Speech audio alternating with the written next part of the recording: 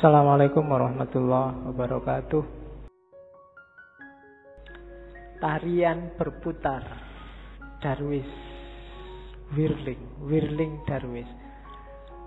Di tarian ini ada beberapa kunci ajarannya Rumi. Ya kalian lihat, kemarin di masjid juga ada. Itu ada rumusnya. Mungkin kalian lihat ini kan semakin muter semakin cepat, semakin lemah semakin cepat. Ada yang tanya kok enggak pusing ya? Enggak. Ada rumusnya. Kalau pengen enggak pusing, yang pertama waktu muter, kepalanya jangan ikut muter. Jangan ikut geleng, jangan ikut ngangguk. Yang kedua, jangan merem. Kalau merem ada kecenderungan lebih pusing. Yang ketiga, jangan lirak-lirik. Pandangan matanya harus lurus. Jadi yang gerak cuma badannya. Posisi tangan itu penting. Tangan kanan menunjuk ke atas, tangan kiri ke bawah. Ini menjemput, menunggu hidayah dari Allah. Kalau sudah dapat, disebarkan ke bawah. Jangan dilek dewe basa Jawane. Aja dipek dewe. Kalau dapat ilmu banyak, kalau dapat yang penting-penting ya disebarkan. Jangan pelit, jangan nunggu diundang dan dibayar baru mau ngajar. Ya. Wong ilmu kamu nggak beli. Saya selalu bilang ilmu itu bukan karena usaha kita, tapi dikasih Allah. Kalau belajar itu kewajiban kita, tapi dapat ilmu atau tidak itu terserah Allah. Makanya kadang-kadang ada mahasiswa kuliah kok ngantuk. Jangan dimarahin, mungkin memang belum rezekinya dapat ilmu dari dosennya. Jadi ini menjemput hidayah, yang ini menyebarkan. Terus mutarnya berlawanan dengan jarum jam, yaitu ada filosofinya. Kayak tawaf itu kan berlawanan dengan jarum jam juga. Ya mungkin filosofinya, kalau manut jarum jam itu berarti ikut ritmenya dunia, ikut ritme sehari-hari. Tapi yang spiritual itu ritmenya dibalik. Kita geraknya tidak mendatar tapi ke atas. Saya sering ngasih ilustrasi. Kalau kamu sudah masang mur itu, kamu muternya kan harus berlawanan dari arah jarum jam, baru murnya lepas ke atas. Tapi begitu kamu searah jarum jam, murnya akan semakin mancep, semakin ke dalam.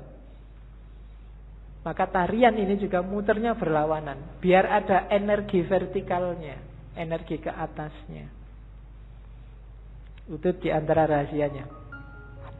Ada topinya. Topi ini kalau di Rumi, topi yang tinggi itu isyarat dari kuburan, makam, nisan. Maksudnya apa? Kuburan dari ego, kuburan dari nafsu, hasrat duniawi. Itu kan topi yang tidak keren sama sekali. Karena memang simbol dari nisan, simbol dari kuburan. Kamu jalan-jalan di mall pakai itu mesti dilihat banyak orang. Tidak keren. Karena memang simbolnya bukan simbol untuk keren-kerenan. Dia simbol dari ego.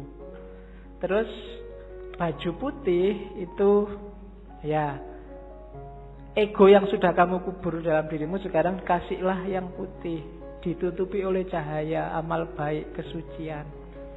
Nanti kalau pertunjukan biasanya ada fase ketika yang di tengah pakai jubah hitam, jubah hitamnya dibuang. Nah, itu berarti membuang semua yang hitam-hitam, yang jelek-jelek, untuk lahir sendiri jadi putih. Terus nanti ada gerakan kayak orang kedinginan itu. Nah, ini gerakan menyatu. Angka 1, tauhid. Dan seterusnya. Itu wawasan kecil aja. Jadi kamu jangan heran kalau ada jenis tari semacam itu. Itu ada makna spiritualnya. Nari saja tanpa makna ya eman-eman. Yang lihat tari juga harusnya bisa ngambil makna. Kalau dalam sufi, jenis semacam ini namanya sama. Sama itu seni mendengarkan. Dengan mendengarkan terus kamu tergerak mengalami kedekatan sama Tuhan. Kan kadang-kadang ada orang yang kalau wiritan sendiri dia susah dekat sama Allah, susah tergetar hatinya. Tapi begitu mendengarkan orang ngaji, mendengarkan lagu-lagu spiritual, itu batinmu tergetar. Dengerin lagu religius itu kamu kadang-kadang kan bisa nangis, apalagi pas duit entek. Kok sedih ya aku, kapan ini kan gitu. Itu. Tapi kalau wiritan sendiri enggak. Kan ada yang gitu. Maka teknik mendekat ke Allah itu sufi macam-macam. Kalau di torekotnya Rumi ini pakai tarian sama namanya. Kan ada musiknya nanti kan. Dan musik itu yang bikin ekstase lebih cepat. Oke, itu Whirling Dervish namanya. Teori tentang Darwis yang berputar. Saya sudah mau masuk ke cinta, cuma puisi ini menarik saya untuk bekal teman-teman. Bagus untuk tidak kemerungsung. Banyak orang hari ini ketika kamu belajar ajarannya sufi terus, waduh berarti harus jadi sufi ini. Terus kamu besok wiritan terus, puasa terus 2 hari, tapi habis itu hari ketiga lagi, kumat lagi, terus lagi. Enggak. Katanya Rumi enggak begitu caranya, pelan-pelan. Step by step. Jika engkau belum punya ilmu, hanya prasangka, ya milikilah prasangka yang baik tentang Tuhan. Begitulah caranya, katanya Rumi. Jika engkau hanya mampu merangkak, maka merangkaklah kepadanya. Enggak usah nunggu pinter tasawuf, pinter ilmu kalam, pinter fikih baru mendekati Allah. Bisanya apa? Ya dengan itu kamu mendekat ke Allah. Jika engkau belum mampu berdoa dengan khusyuk, tetaplah persembahkan doamu yang kering, munafik, tanpa keyakinan itu. Karena Tuhan dengan rahmatnya akan tetap menerima mata uang palsumu. Tidak apa-apa. Kan banyak kan sekarang doa itu tidak ada rasanya karena kamu sudah hafal. Saking hafalnya kan doa Bismillahirrahmanirrahim, alhamdulillah. Doa itu kan minta. Minta apa enggak jelas. Itu mungkin malaikat itu ya bingung, kamu itu minta apa? Jaluk kok sambil ngeremong, sambil kadang yang jarinya sambil berdoa sambil mungkin jaluk tenan apa ya. Tapi tidak apa-apa katanya Rumi. Persembahkan saja doamu. Gusti Allah itu maha rahmat. Dengan rahmatnya dia tetap menerima mata uang palsumu. Ya. Dulu ada yang tanya ke saya, kenapa doanya orang Islam itu tidak terlalu manjur, lebih manjur doanya orang Cina. Karena orang Islam itu pasif, kalau doa nunggu, ya Allah kasih dong ya Allah. Kalau orang Cina maksa, ya Allah turunkan. Jadi akhirnya jatuh semua dari atas. Kamu kan nunggu buahnya jatuh, kalau orang Cina wah, jatuh dari atas. Oke. Jadi tidak apa-apa wis. Berdoa sebisamu. Ya agak palsu-palsu dikit, munafik-munafik dikit. Itu kan kering, munafik tanpa keyakinan. Keyakinan itu penting loh dalam berdoa. Karena Allah menjawab doamu itu sejauh keyakinanmu. Saya sering bilang kan, kalau kamu berdoa, ya Allah semoga semester ini saya lulus kumlot. Tapi kamu bisa ndak ya wong IPK ya ndak, kamu sendiri ragu-ragu ya ora dibales, kamu sendiri nggak yakin. Keyakinan itu penting. Pak, saya keyakinannya separuh, apa ndak usah berdoa saja? Ya berdoa saja, jangan khawatir. Allah tahu yang kamu mau.